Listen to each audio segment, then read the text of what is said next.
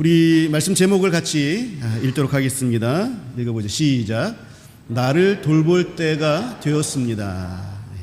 나를 돌볼 때가 되었습니다 라는 말씀을 가지고 우리 함께 나누겠습니다. 운둔형 외톨이라고 하는 그런 사람들이 있습니다. 운둔형 외톨이. 우리나라에 한 54만 명 정도가 운둔형 외톨이로 살아가고 있다고 합니다. 일본에서는 히키코모리라고 불리우는데요. 일본이 더 많습니다. 한 200만 명 정도가 그렇게 살아가는데, 이 사람들은 사회로부터도 또 가정으로부터도 스스로가 격리하여서 관계를 끊어버리고, 그리고 자기 방 안에 자기 세계에 갇혀서 그래서 고립돼서 사는 사람들을 말하는 거예요.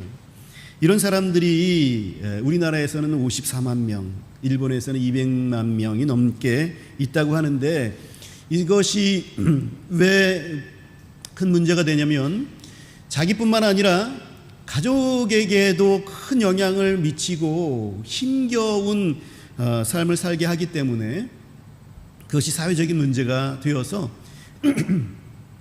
그래서 국가에서도 정책적으로 돌아보게 되고, 우리나라에서도 얼마 전부터 또 관심을 가지고 보고 있습니다. 이 사람들은요, 사람을 만나고 싶지도 않고 남들의 도움을 받고 싶지도 않습니다. 이들은 자기를 돌볼 줄 모릅니다. 그래서 스스로를 방치합니다. 자기 자신의 소망이 없기 때문에 스스로를 포기하여서 그래서 씻지도 않습니다. 청소도 하지 않습니다. 그래서 온 방 안이 쓰레기로 가득 찹니다. 방 안에만 있기 때문에 운동도 하지 않죠. 그래서 먹기만 하는 사람들은 또 비만해서 비대해지기도 하고, 또 안 먹는 사람들도 있대요. 그런 사람들은 또 저체중이 되어서 비만이 되든 저체중이 되든 또 운동하지 않냐고 방 안에만 갇혀 있고 하기 때문에 정신적으로나 육체적으로나 굉장히 몸이 좋지 않습니다. 면역력도 상당히 약합니다. 이 소망이 없기 때문에 자기 스스로를 방치하는 것입니다. 이들의 가장 큰 특징은 자기를 방치하는 거예요. 그런데 우리 그리스도인들도 겉으로는 사회생활도 다 정상적으로 하고, 또 사람들과의 관계도 참 좋고, 또 멋지게 살아가는 것 같은데 영적으로는 자기 자신을 방치하는 사람들이 있습니다. 하나님과의 교제가 끊어진 지가 오래됐어요. 영적으로 자신이 메말라 가는데도 그거 별로 상관하지 않아요. 스스로를 방치하는 경우들이 있습니다. 그 영혼을 들여다보게 되면 온갖 영적인 영양실조와 또 영적인 쓰레기들이 그대로 그 안에 방치되어 있는 것을 보게 됩니다. 자기 자신을 돌보지 않는 거예요. 오늘 본문은요, 2000년 전에 초대교회 당시에도 있던 자기 영혼을 방치하던 사람들에 대한 그러한 경고의 말씀, 또 치료의 말씀입니다. 운둔형 외톨이들이 스스로를 고립하고 방치하게 되는 이유는 자신이 사랑받지 못하는 존재이고, 그리고 이 세상에서 쓸모없는 존재이다 라는 생각을 갖게 되었기 때문에 그렇습니다. 우리도 나 자신의 영혼을 돌보지 않게 되는 이유, 그 이유를 명확하게 따져서 살펴보게 되어지면 내가 사랑받는 존재라는 사실을 망각했기 때문입니다. 하나님이 나를 얼마나 사랑하시는지 그런 감각이 무뎌졌기 때문에 그래요. 나에게 관심을 가져주고 사랑을 가져주는 사람들과의 관계를 끊어버리고 스스로를 숨어버리는 운둔형 외톨이의 모습들처럼, 그런 증상과 똑같이 우리도 하나님께서 나를 사랑하여 주시는 것에 대한 감각이 무뎌지다 보니까 하나님과의 관계들을 끊어버리고 잊어버리고 또 그것 없이도 살 것처럼 그렇게 자신을 방치하게 되는 것입니다. 우리는 예수 그리스도의 사랑과 그 은혜를 깨닫고, 그래서 그 예수 그리스도를 주로 고백한 그리스도인들입니다. 여러분 한번 생각해 보십시오. 내가 구원받을 가치가 있는 사람입니까? 내가 뭐가 잘나서 예수님께서 나에게 찾아오셔서 자기의 몸을 십자가에 들이셔서 죽으심으로 나를 사셨습니까? 여러분, 이 세상에서 예수님 모르고 살아가는 사람들, 이 사람들보다 내가 잘난 게 뭐가 있습니까? 내가 잘난 게 뭐가 있어서 내가 이 자리에 앉아 있습니까? 지금도 내가 하나님께 뭘 해드리는 것이 있기 때문에 하나님께서 나를 사랑하신다 하십니까? 이 세상이 다 하나님의 것이지 않습니까? 내가 드리는 헌금 그거 얼마나 된다고 하나님께서 그것을 받으시려고 나를 이 자리에 이끌어내신 것 그거 아니에요. 그런데 하나님께서는 이처럼 나를 사랑하셔서 자기 아들 독생자 예수 그리스도를 내 대신해서 죽이셨다라는 거죠. 복음은 단순 명료합니다. 복잡하지 않습니다. 예수님이 나 같은 아무 쓸모없는 자를 위해서 죽으셨다. 이게 복음이에요. 내가 교만한 자라서 알 거 다 알고 내가 이 세상에 부러울 것 없습니다 라고 하면서 하나님 필요 없습니다 라고 하는 그러한 것 다 하나님께서 아시면서도 나를 위해서 죽으셨다. 이것이 복음이다라는 거예요. 아무리 하나님이라도 인간을 함부로 다루시면 안 되지요. 자기 마음대로 이래라 저래라 인간에게 할 수 없는 거죠. 인간도 인격을 가지고 있는데 그렇게 말하는 아직도 철부지와 같은 나를 위해서 죽으실 정도로 나에게 하나님께서는 하나님의 사랑을 분명히 보여주고 계시다. 이것이 복음인 것입니다. 이것이 복음인 거예요.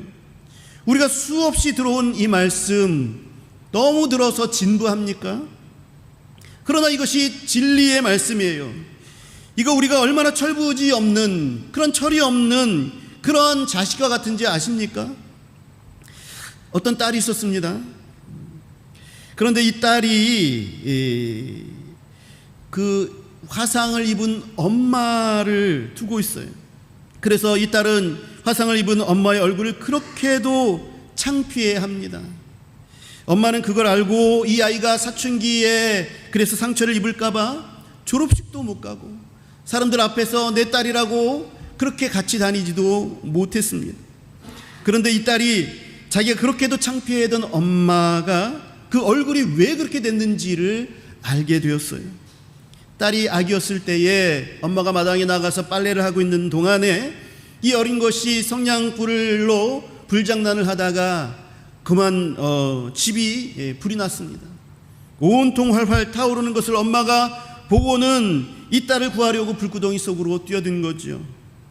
아이를 안고 나오려고 하는데 방문이 새빨간 불로 꽉 막혀 있는 겁니다. 나갈 데가 없는 거예요. 나는 죽어도 이 아이만큼은 살려야 되겠다라는 그런 심정을 가지고 이 아이를 담요로 꽁꽁 싸고 그리고는 품에 안은 채 그 새빨간 불길이 일어나고 있는 문을 향하여서 몸을 던집니다.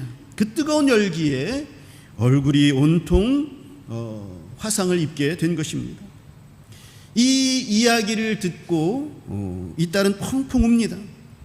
자기 때문에 엄마 얼굴이 그렇게 됐다는 것을 그제서야 알게 된 것이죠.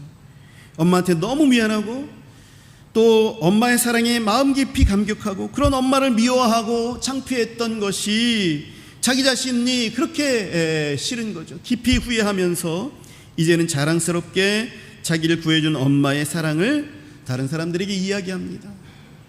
그 화상을 입은 엄마의 그 얼굴을 자랑스럽게 대하면서 같이 다닐 수 있게 된 것이죠. 이게 영혼을 가진 사람이라면 당연한 그러한 모습이지요. 그런데 우리는 예수님이 날 위해서 죽었다고 하면 네 감사합니다. 그런데 그건 그렇고요. 나에게 좀 더 뭘 더 내놓아 주셔야죠. 그래야 나를 사랑하시는 분이시죠. 이런단 말입니다. 그럼에도 불구하고 이게 우리들의 모습입니다. 주님께서 나를 위해서 사랑하여 주셔서 자기 자신을 희생했다라는 것은 예전에 감격했던 그 옛 기억으로 저 구석이 바뀌어주고 그건 알았으니까 이제 더 많은 것을 내게 주십시오 라고 하는 손을 내민다라는 것이죠. 이런 자식 같지도 않은 그러한 자식을 우리 주님은 여전히 사랑하시는 거예요. 그것을 말씀하는 것이 복음입니다. 여러분 어제 어느 분과 얘기를 나누다가 이런 얘기를 들었습니다. 그분이 몇 분이랑 이렇게 이야기를 하면서 지금의 남편이랑 다시 한다고 하면 하겠습니까? 라고 물었는데 다들 혀를 내두르면서 절대로 안 한다고 했다는 겁니다. 사람은 그렇죠. 그렇게 죽고 못 산다고 해서 결혼했지만 다시 살라고 하면 화를 내면서 살지 않겠다고 하는 것이 우리 인간들의 모습들입니다. 그런데 예수님은 지금 바로 이 자리에서 여러분들이 예수님께 1000번을 질문한다고 칩시다. 어떤 질문합니까? 예수님, 지금 이 모양 이 꼴인 나, 주님이 얼마나 큰 희생을 치러서 나를 사랑하셨는지도 그 감각이 이미 희미해져 버린 것이 지금의 나인데, 지금도 다시 지금의 나를, 이런 이 모양 이 꼴인 나를 구원하기 위해서 십자가에 달리실 수 있습니까? 나를 위해서 지금도 대신 죽으실 수 있습니까? 지금 내가 하나님 앞에, 예수님 앞에 해드린 것 하나도 없는 이런 나의 몰골을 보시고 나를 위해서 십자가에 달리실 수 있습니까? 라고 묻는다면 우리 예수님께서 뭐라고 답변하실까요? 1000번을 질문한다고 해도 우리 예수님은 내가 너를 위해서라면 1000번 아니라 10,000번이라도 너를 위해 죽겠노라 하시는 것이 예수님이십니다. 엄마의 일그러진 얼굴의 원인이 딸내미인데 그 딸내미가 그 얼굴을 그렇게도 부끄러워하고 싫어해도 엄마는 결코 딸을 위해서 불구덩이 속으로 자기의 몸을 던진 것에 대해서 결코 후회하지 않습니다. 또다시 그런 위기가 찾아온다고 한다면 나는 또다시 너를 위해서 내 몸을 던질 거야. 이게 어머니인 것이죠. 예수님께서 자신을 던져 사신 존재, 그것이 바로 나인 거예요. 딸이 엄마의 얼굴을 보면서 그것이 나를 향한 사랑이구나,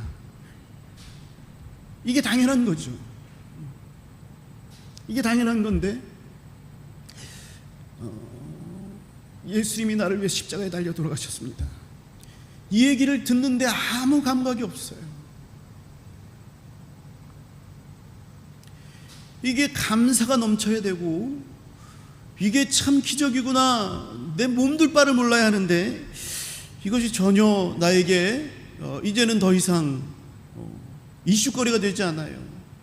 그것보다도 더 하나님께서 나에게 뭔가를 더 주셔야 되는데 안 주신다고 짜증내는 그런 철부지, 그러한 자식들처럼 유산을 더 주셔야 되는 거 아닙니까? 마음을 아프게 하는 그런 자식들처럼 그런 모습들이 우리들의 모습들이 아닌가 살펴보는 그런 시간들이 우리 되어야 하는 것이죠. 여러분, 우리의 정체성은요, 예수님께서 십자가에 달려 돌아가셔서 나를 위해서 죽으신 그때 이전과 이후가 완전히 달라졌습니다. 우리가 그 예수님을 영접한 이전과 이후는 완전히 달라진 거예요. 우리는 죄의 종에서 예수님의 종이 되었습니다. 죄의 사단의 백성에서 하나님의 백성이 되었습니다. 우리들의 인생의 결론이 달라졌어요. 지옥에서 천국의 삶을 살게 된 그런 인생의 결론이 완전히 달라진 거예요. 그러나 우리가 달라지지 않은 것처럼 느껴지는 것들도 있지요. 우리의 환경이 달라지지 않은 것처럼 보입니다. 부족할 것이 없이 금은보화가 막 쏟아져서 그래서 물질에 대한 걱정이 없이 살거나 그렇지 않죠. 여전하죠. 우리들의 형편은, 삶의 형편들은 똑같습니다. 여전히 우리들의 육신의 연약함이 존재합니다. 우리를 괴롭히는 문제는 여전히 없어지지 않아요. 우리가 특별하게 뛰어나졌다든가 또 믿지 않는 사람들보다 좀 더 우월해졌다든가 이렇게 하지도 않습니다. 그러다 보니 여전히 우리들의 관심사는 예수님께서 나를 위해서 죽으셨고 지금도 나를 사랑하신다, 여전히 날 사랑하신다라는 이 엄청난 사실보다도 달라지지 않은 것들에 주목하게 되는 거죠. 왜 달라지지 않았어요? 왜 이 여러 형편들이 왜 달라지지 않았나요? 이것이 더 나에게 관심을 끄는 그러한 것입니다. 채워주시지 않는다고 엄마를 미워하는 딸과 같이 그 일그러진 얼굴 나 싫어. 그런 엄마와 같이 다니는 거 나 싫어. 이런 철부지 딸과 같이 철없이 구는 그런 아들들이 아닌가. 우리 자신들을 돌아봐야 한다는 것이죠. 우리 주 예수 그리스도로 인하여서 우리들은 새 인생을 살아가고 있습니다. 우리들은 목적이 뚜렷합니다. 그리고 우리들이 가게 되는 그 결과 역시 분명합니다. 명확합니다. 새 인생을 분명하게 살아가고 있는데, 그래서 우리들은 이것만 가지고도 감격스러운 것인데 더 큰 것을 우리에게 달라고, 내가 원하는 것을 주지 않으면 이 모든 것들 나에게 의미가 없습니다, 이렇게 얘기하고 있는 우리들의 모습들, 이거 문제 있는 것들이죠.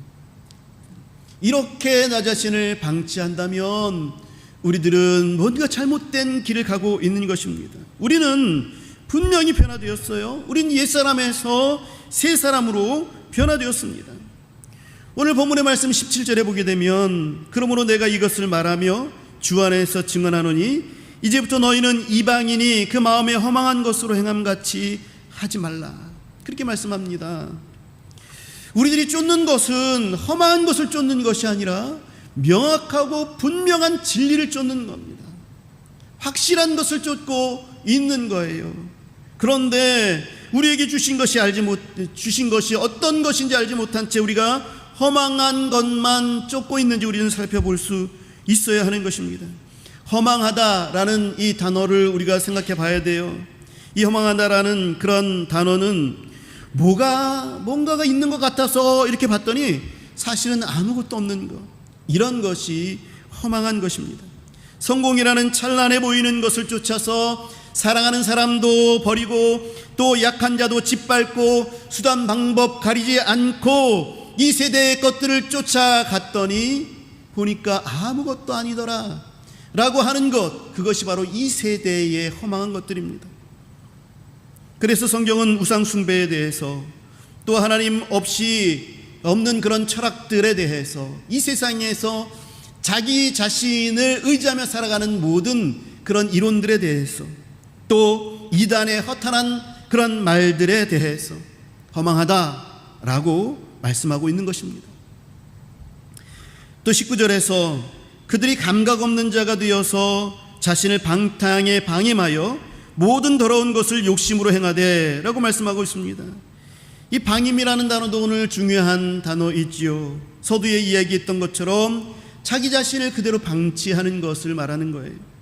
이 방임이라는 단어는요, 넘겨주다라는 그런 의미가 있는데요, 자기 자신이 책임져야 할 것을 떠넘기는 것, 그리고 상대방을 배신해서 넘겨주는 이런 것을 말하는 것입니다.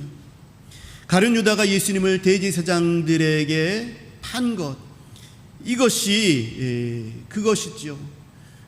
가룟 유다가 팔았을 때는 예수님을 당신들이 어떻게든 나는 상관없습니다 라는 거거든요. 이게 방임입니다. 이게 방치예요. 이 허망한 것을 그대로 방임한다.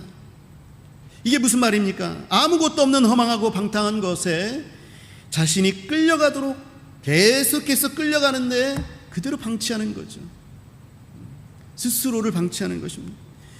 이게 옛사람의 모습이라는 거예요. 옛사람은 악한 것에 이끌리는 데에 아무런 절제를 하지 않습니다. 그냥 방임하는 거죠. 방임하면 결국 허망한 것에 빠지게 되어지고 결국 멸망에 도달하게 되는 것입니다. 자신을 썩어져 가도록 방임하는 것이고, 결국 18절의 말씀처럼 하나님의 생명에서 떠나게 되는 것, 이게 방임이에요. 우리는 험한 것을 쫓는 것을 그대로 방임하는 이 치명적인 질병에서 벗어나야 하는 것입니다. 그것을 우리에게 오늘 말씀해주고 있습니다. 거기서 떠나야 돼요. 방임하는 데에서 떠나야 돼요. 너희들은 이렇게 배우지 않았다라고 말씀하고 있습니다. 20절의 말씀에서 우리는 예수 그리스도를 통해서 가르침을 받았어요.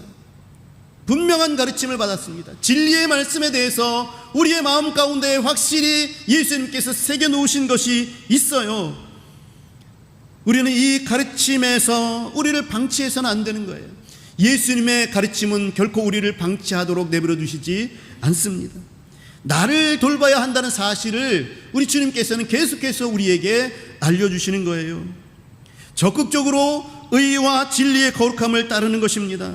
이 적극적으로 따르는 것은 예수님의 사랑을 알지 않으면 할 수가 없어요. 나 자신 스스로는 할 수가 없어요. 이 은둔형 외톨이의 질병에 걸린 이 사람들은요, 스스로가 거기서 벗어날 수 없습니다. 누군가가 도와줘야 되는 거예요. 사랑을 알게 하고 네가 고립되지 않아도 되는 가치 있는 존재임을 알게 해주고 계속해서 자기의 마음에 갇혀져 있는 그러한 자물쇠들을 푸는 것을 바깥에서 해줘야 돼요. 여러분, 우리가 예수님의 사랑, 그 깊은 사랑을 우리가 알지 않으면요, 우리 스스로는 여기서 벗어날 수가 없어요. 그래서 우리 하나님의 말씀이 우리들에게 계속해서 말씀하고 있는 것입니다. 복음이 참 단순합니다. 우리들에게 그 사랑을 알려주는 거예요. 그 진리를 알려주는 거예요. 내가 너를 여전히 사랑한다. 너는 나의 사랑받을 가치가 있기 때문에 내가 너를 사랑한 거야. 계속해서 말씀하고 계시는 거예요. 이 단순함을 우리가 그냥 무시해서는 안 되는 거죠. 그것을 받고 영접하고 믿음으로써 이것들을 붙잡고 날마다 살아가야 하는 것입니다. 이렇게 적극적으로 따르는 것, 이 예수님의 사랑을 적극적으로 따르는 것, 이것이 참 중요한 거예요. 딸이 엄마의 화상을 입은 그런 얼굴이 마냥 창피하고 또 우리 엄마인 것도 싫고 왜 나는 이러한 가정에서 태어났지 그렇게 생각했지만 그 싫어하는 그 얼굴이 자기 때문인 줄 알고 이제는 그 얼굴이 사랑스러운 얼굴로 바뀌는 거죠. 그러니까 이제 그 얼굴이 이제 감사할 수 있는 그런 조건이 되어지는 것이고 그 엄마가 자랑스러워지는 것이죠. 그래서 자꾸 살려는 이유가 생기는 겁니다. 그전에는 이 딸, 나 이런 가정에서 내가 이런 엄마와 함께 내가 어떻게 살지? 나는 왜 이런 가정에서 태어났지? 나는 아무 소망이 없어 이렇게 생각했다가 이런 엄마, 하나님 저 엄마의 기쁨을 위해서 대학이라는 데 가면 안 되겠습니까? 그렇게 그 소망을 품고 기도하게 되고 또 열심히 공부하기 시작하게 되는 거죠. 그 사랑을 알게 되면 삶의 의미를 발견하게 되는 겁니다. 딸의 삶이 가치가 있어지는 것, 이것이 사랑을 알게 되었기 때문인 것처럼 우리가 그리스도인으로서 자신을 돌볼 수 있게 되는 힘도 역시 그리스도의 사랑을 아는 거예요. 에베소서 5장 2절에서 말씀해주고 있습니다. 그리스도께서 너희를 사랑하신 것 같이 너희도 사랑 가운데서 행하라. 그는 우리를 위하여 자신을 버리사 향기로운 제물과 희생 제물로 하나님께 드리셨느니라. 이 4장과 에베소서 4장과 5장은 연결됩니다. 이렇게 해야 하는 모든 이유들이 바로 여기에 있다라고 말씀하시면서 너희들이 예수 그리스도의 사랑을 알아야 하고 그 사랑으로 사는 것이다. 그 가운데서 행해야 된다 말씀하는 것입니다. 자기를 방치했던 옛사람을 벗고 자신을 가치 있게 돌보는 새 사람으로 옷을 입으라. 그렇게 24절에서 말씀하고 있죠. 그래서 옛사람을 벗고 새 사람을 입으라 라는 말씀은 허망한 것을 따르도록 이제는 더 이상 방치하지 말고 그리스도를 본받아 사랑하라 라는 것입니다. 이것을 깨닫게 해주신 하나님이 계시다면, 성령님께서 이것을 알려주셨다면, 너의 마음을 두드려 주신다면, 너 그렇게 살면 안 된다라고 말씀하여 주신다면, 그러면 나 자신을 더 이상 방치해서는 안 되죠. 나 자신을 돌보아야 할 때가 바로 그때인 것입니다. 방임을 벗어버리고 사랑을 입으라 라는 것입니다. 사랑하는 연인이 부지런히 서로를 찾고 생각하고 또 그렇게 하는 것처럼 예수님을 매일 찾고 그 사랑을 확인하는 것에 힘써야 하는 것이죠.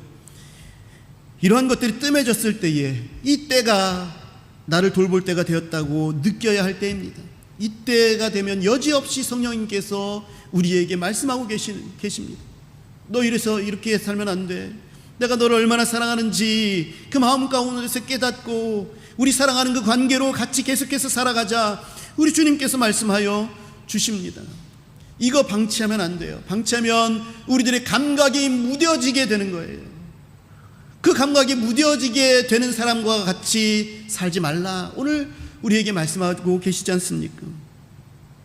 저도 매일 말씀을 읽고 또 새벽 기도회를 준비하며 묵상하며 또 새벽 기도회에 참여하며 기도하고 또 책도 계속해서 읽습니다. 그럼에도 불구하고 때때로 매너리즘에 빠지는 것을 경험하게 됩니다. 하나님보다 사람이 더 신경 쓰이고 사람이 두려워질 때, 하나님을 주시하여 보는 것보다 나를 더 많이 생각하고 내가 좋아하는 것만 하고 있는 나 자신을 보게 될 때에, 이때가 바로 나를 돌볼 때예요. 나를 돌보아야 할 때예요. 그것을 하나님이 일깨워 주실 때, 그때가 나를 돌아봐야 할 때인 줄 저는 알고, 그래서 다시 한번 하나님 앞에 무릎을 꿇는 그러한 모습들을 갖추곤 합니다. 여러분, 나를 방치하지 마십시오. 나를 돌볼 때가 되었습니다. 여러분, 일주일을 살아가는 동안에 그저 나를 그대로 방임하지 마십시오. 그냥 나를 내버려 두지 마십시오. 여러분, 오늘 이 예배의 시간도 그냥 다른 생각으로 흘려버리지 마십시오. 여러분, 나를 사랑하십시오. 나에게 애정을 가지십시오. 우리 하나님께서 나를 바라보시면서, 나를 사랑하시면서 보시는 그 사랑의 감정으로 나를 보십시오. 나는 이대로 그냥 나 자신을 방치해서는 안 되는 존재입니다. 예수님의 사랑이 나를 계속해서 경성하게 하고 나를 자라나게 하고 나를 힘있게 살아가게 만듭니다. 복 있는 자로, 오늘 찬양대가 찬양한 것처럼 복 있는 자로, 그래서 주의 말씀을 주야로 묵상하는 자로 살기를 원하고 계시는 거죠. 여러분, 나에게 애정을 가져야 합니다. 특히 우리 그리스도인들은 예수님으로부터 허망한 것과 진리를 구별할 줄 아는 것을 배운 사람들입니다. 그러니 여러분, 모른 체 하지 마십시오. 여러분, 우리들의 양심 가운데 성령께서 말씀하여 주실 때에 그거 모른 체 하지 마십시오. 방임하지 마십시오. 방치하지 마십시오. 여러분, 무뎌지게 될 때가 옵니다. 그러면은 더욱더 힘듭니다. 내 영혼에 하나님의 사랑을 계속해서 공급하셔야 하는 거죠. 여러분, 바쁘다 핑계 댈 수 없습니다. 우리는 아무리 바빠도 중요하게 생각하는 것을 이 바쁜 것에 포함시키지 않습니까? 나 이 중요한 것 하느라 바쁘다라고 하는 것 아닙니까? 그런데 우리들이 이 중요한 것이라는 것에 이 영혼을 돌보는 것보다 더 중요한 것이 없는데 그것을 포함시켜야 되지 않겠습니까? 이 영혼을 돌보는 것, 그것으로 바쁘시기 바랍니다. 그러므로 우리는 옛사람을 벗고 새 사람을 입어야 합니다. 우리는 방임을 벗고 사랑을 입어야 합니다. 새 사람을 입는다는 것 단순합니다. 복음은 단순합니다. 옛것을 벗고 예수 그리스도의 사랑을 입는 것입니다. 복음의 결론은 이것입니다. 예수님께서 나를 여전히 사랑하신다는 것, 그것이 복음이고, 이 복음을 받아들인다는 것은 여전히 나를 사랑하시는 예수님의 사랑을 인정하는 것입니다. 우리들의 영혼을 살리는 길도 간단합니다. 말씀을 읽고 그 말씀이 진리인 줄 알고 그 말씀에서 하나님이 어떤 분이신지를 묵상하면 돼요. 하나님의 말씀을 통해서 계속 자기 자신을 알려주세요. 나는 너를 사랑한다. 내가 이 모든 것들의 복을 주는 그러한 주체자가 돼. 나를 사랑해다오 라고 말씀하여 주시는 그 하나님의 그 모습들을 우리가 묵상하는 거예요. 그것이 성경을 읽고 묵상하는 겁니다. 단지 머릿속에만 그치는 것이 아니라 가슴으로 하나님의 사랑과 그 속성을 믿고 생각할 때에, 그리고 또 그 하나님께서 우리에게 원하시는 대로 그렇게 살려고 했을 때에 우리들이 영원히 살아나는 거예요. 사랑하는 성도 여러분, 지금 오늘 이 하나님의 말씀에 대해서 여러분들이 어떻게 생각하든 상관없이, 오늘 지금 제가 이 복음의 말씀을 전했는데 그것에 대해서 받아들이는 분들도 있겠고 또 그렇지 않은 분들도 혹시 있을 수도 있겠습니다만, 그러나 단 한 가지 분명한 것은 무엇이냐면 그러한 나일지라도 상관없이 여전히 우리 하나님께서는 나를 사랑하신다는 복음의 진리입니다. 이 사랑을 우리가 알게 되면은요, 주의 은혜가 아니면 살 수 없습니다. 고백하게 되는 거예요. 주님 아니면 살 수 없어요. 다른 것 없습니다. 말씀을 계속 암송하고 그 말씀에 나타나는 우리 하나님의 사랑을 깨닫고, 그리고 우리 하나님께서 말씀을 통해서 나를 계속해서 인도해 달라고 항상 기도하는 것, 이런 것이 은혜의 삶을 살아가는 방법입니다. 우리가 옷을 입은 다음에 바깥에 나갈 수가 있는 것이죠. 옷을 입지 않으면 우리가 활동할 수 없는 것처럼 우리가 주의 사랑을 입는 것, 이것이 먼저입니다. 주님의 사랑을 먼저 입으십시오. 그렇지 않고는 다른 어떤 것으로도 실패합니다. 사랑하는 성도 여러분, 이제 나를 돌볼 때가 되었습니다. 나를 사랑한다면 우리는 이 문제를 심각하게 여기고 반드시 부딪혀야 하는 것이죠. 정말 주님이냐, 정말로 주님이냐, 아니면 허망한 것이냐, 둘 중에 하나예요. 정말 주님께 우리들의 인생을 거실 수 있는 저와 여러분들이 되시기 바랍니다. 주님의 크신 사랑이 더 크게 보여지게 될 것입니다. 하나님의 힘과 능력이 함께 하시는 것을 보게 될 것입니다. 사랑하는 성도 여러분, 복 있는 자가 되게 될 것입니다. 사랑하는 성도 여러분, 복음이 전부입니다. 주님께서 나를 사랑하시는 것, 이것을 내가 받아들이고, 그래서 나 자신을 방치하지 아니하고 주님이 이끄시는 대로 그렇게 나 자신을 계속해서 주님 향하여 살아가게 만드는 것, 이것을 우리 주님께서 오늘 원하셔서 부족한 종을 통해 이 말씀을 여러분들에게 전했습니다. 여러분, 나 자신을 방치하지 마시고 나를 돌보셔서 하나님의 은혜의 삶을 사시는 저와 여러분들이 되시기를 주님의 이름으로 축복합니다.